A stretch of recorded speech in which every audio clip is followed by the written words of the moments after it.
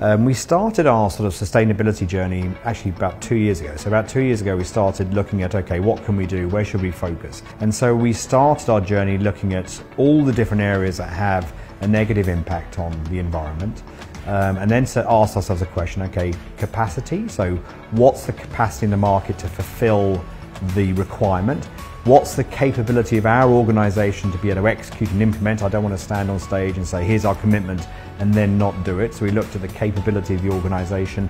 And then thirdly, and most importantly, especially given post-Malaysia's fiscal challenges, we looked at cost. We looked at what can we reasonably afford to do, and we ended up with six critical work streams, 6 areas where we want to make a difference and where we know we can make a difference, which were fleet optimization. And given that we're going to decarbonize our fleet, we're going to go electric 100%, but that takes time.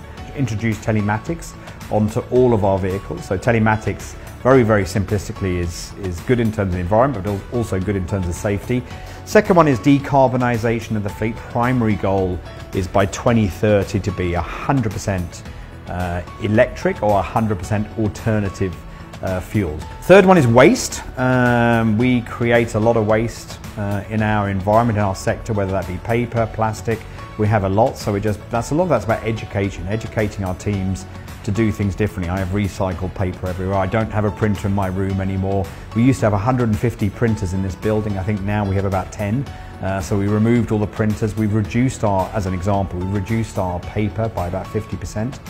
Which is really cool. So we're just, again, doing anything and everything. All our uniform we recycled as an example as we go through it. So just changing our behaviours in terms of what we do with waste. So we have about 600 plus buildings across Malaysia. We are very blessed to have the sun shining most days. So we have 3 buildings already with SPV, solar panels on them, on those already. And they generate about 20% of our energy. For those buildings, which is great, and the great thing about that is not only do we make a saving on the energy bill, but we also, obviously it's good for the planet, but we're also not doing any capex. So the partners we're working with, they take the capex of installing the solar panels, and we share the cost save. And then the other part of that is we have, again, like most companies, we do most of our, or at least historically have done most of our training, and we do a lot of training. But most of our training is physical, but now with VR and other tools that are available, we can do that digitally, which means they can sit at a desk and virtually go through that same training program.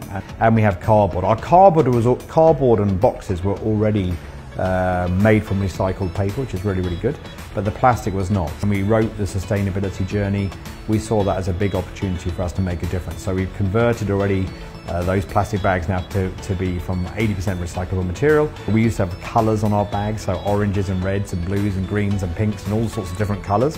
All of that colour ink that you put on plastic also has a big impact on the environment. So we neutralise the colour to grey and white, which means it's virtually zero impact from a CO2 perspective or an environmental perspective. It has a much, much better impact on the planet. Like I said earlier, whilst we already have our 6 work streams that we're working really, really hard on executing, as we look forward, there will be other things that we do that will continue to hopefully have a very positive impact both on the planet, on the P&L, and on our people and our employees.